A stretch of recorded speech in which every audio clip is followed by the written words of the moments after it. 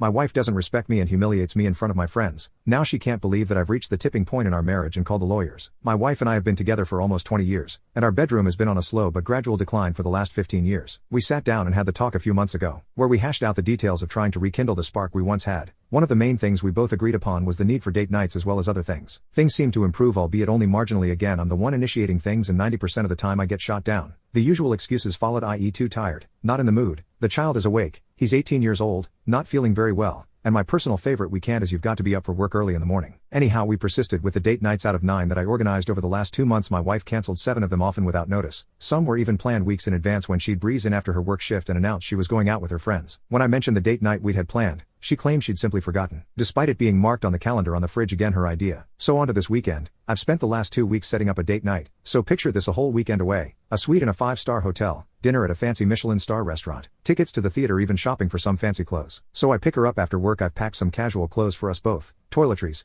etc. I tell her I've got a surprise plan for her, and she immediately starts protesting, saying she has things to do. I've told her that everything had been taken off and she didn't have to worry. She raised the issue of clothing, but I informed her that I'd got it covered. She seemed to calm down at this point, and off we set, although the atmosphere in the car was cold, to say the least. Anyway, a few hours later we arrive at the hotel and check in. She seems to cheer up when she sees the suite we have. Saturday we headed out shopping ahead of our planned evening. Several hours later we return to the hotel to get ready for dinner. After a while she emerges from the bathroom. I can't put into words how amazing she looked, wearing a dark blue evening gown, matching lingerie, 4-inch heels, jewelry, hair, and makeup done perfectly. Let's just say my jaw was on the floor. When she saw me staring, she smiled at me and gave me a twirl, and she looked as stunning as the day we tied the knot. So the dinner went as well as it could, although there was very little conversation between us. We hailed a taxi and headed out to the theater. At least I got a thanks for this part. I'd also arranged for a pair of mutual friends to join us at the theater. So we took our seats and enjoyed the show. Just as the intermission started, I reached over and placed my hand over hers to ask her if she liked the show so far. To my surprise, she snatches her hand away from mine like she'd just been bitten by a poisonous snake. She looked me square in the eyes and proceeded to tell me that whatever I was thinking was going to happen tonight when we got back to the hotel, I could forget it. Her words almost dripping with disdain and venom, also loud enough so several people around us heard. Our friends didn't know where to look or what to say. My wife told me to shift because she needed to use the bathroom. At this point, something inside me just snapped and I got up, apologized to our friends, informing them I was leaving and I hoped they enjoyed the rest of the show. I'd received a text message from my friends just as I got back to our hotel room, informing me they'd told my wife that I'd left and that she just shrugged her shoulders. Still seething with mounting anger, I decided I was heading home. So I packed my clothes, caught a taxi to the nearest train station, and managed to get the last train home. This morning I made the decision to relocate to the guest room. I noticed I needed some new bedroom furniture, so I headed down to IKEA. I've given up building flat packs for the day. My wife, however, has asked what the new furniture is, but I think she realized when she noticed my clothes and other personal items weren't in the master bedroom. She didn't say anything to me until about an hour ago when she asked me why I was being so childish. I politely explained the previous canceled date nights in favor of her friends, and she, in my opinion, completely unnecessarily outburst at me during the intermission at the theater. She just shrugged her shoulders again and asked if intimacy was all I was interested in. I brought up the issue of her attitude when I picked her up from work Friday afternoon with the intent of surprising her. She told me to deal with it. Update 1. My wife's best friend contacted me and asked what had gone on, as apparently my wife had told her only part of what happened. So I filled her in on all the gory details. To say she was shocked was an understatement. She proceeded to ask me what I planned to do, considering I was planning a trip to Paris for our anniversary later in the year. I stated that the trip wasn't going ahead because of her actions at the theater. My darling wife still hasn't apologized for her actions/outburst. She still claims that she may have overreacted slightly, to her exact words. Beth promptly called my wife and put her on speakerphone.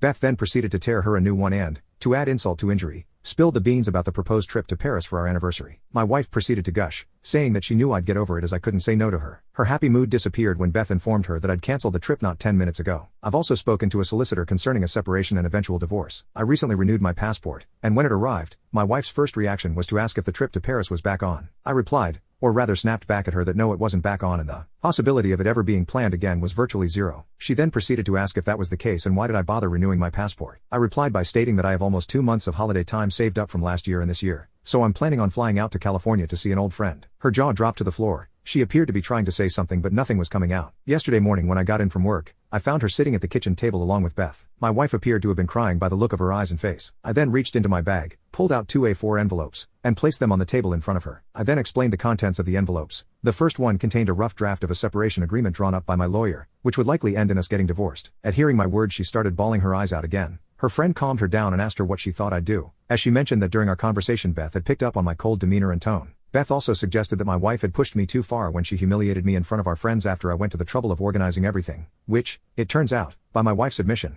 was something she'd wish I surprised her with. After my wife calmed down, I proceeded to explain that the second envelope contained a list of marriage/personal counselors and instructions for her to choose one. She was then given the ultimatum to choose one of the envelopes. I would be leaving Sunday morning to catch my first flight to the US, and she'd got until the time I returned to make the decision, as I refused to be spoken to and treated like I was that night. Add in the fact that she didn't see, and I'm still not sure she does, that her reaction was uncalled for and way over the top. Before she could respond, I told her in no uncertain terms that if she started screaming at me, that the second option would be immediately removed from the equation. I'd also reiterated that if I found out she was seeing someone else whilst I was away, option 1 would be selected by default. Update 2. I'm finally back home. I received messages, voicemails, emails, and missed calls, mostly from my wife and a few from friends and family. It turns out the friends we were with that fateful weekend had informed my parents of what went on, along with a few other mutual friends who had inquired about my well-being, since I'd been pretty much radio silent since I left for my trip. The messages from my wife started with the usual empty platitudes, insincere apologies, etc. I assumed that when I didn't give her the satisfaction of responding, the messages became more menacing and darker in nature, almost to the point of threatening. I rang her and told her that I'd landed back in the UK and I'd be home after I made a quick stop off at my mother's house. She seemed overly affectionate and sweet on the phone, and almost had me wondering if it was the same person I left when I headed out to the US. So I spoke to my mom and laid out everything that had happened and why I took the trip abroad, and she said that she understood but was considerably upset that I left without telling her in person. Anyhow, I get home and my wife practically rugby tackles me the second I'm through the door, again showering me with affection as if nothing had happened at all. She made small talk, asking if I'd enjoyed my trip, asking where I'd been and what I'd saw. I waved her off my lap, sat her down on the sofa next to me, and asked her bluntly if she'd decided the 2 envelopes if presented to her before I left. She simply scoffed at me and asked if it was really serious, because she assumed that I was just being childish and throwing a tantrum. I informed her that I was deadly serious about it and if she'd given it any thought. She just smirked at me and told me to stop being stupid and get over it. My reply was that she'd given me her answer and said, "Thanks for letting me know where I stand." At which point I rang the solicitor, who drew up the 2 sets of papers, and although I hated ringing her one Friday afternoon whilst she was likely with family, she asked me what choice my wife had made. I informed her that I didn't want to discuss it over the phone and could make an appointment next week to discuss it in person and go over my options. As I wrote down the appointment time, I caught my wife staring daggers at me and looking so red in the face that I thought she might be on the verge of either having a stroke, heart attack, or both. After I'd finished the call, I turned to face her, and before she had time to say anything, I told her she'd made her choice and that I was serious about it. Later, I heard on the phone sobbing to her best friend about the situation, asking for help on how she could fix the situation. I couldn't hear the other half of the conversation, but from the sobs my wife was making, I could only assume that the advice wasn't what she wanted to hear.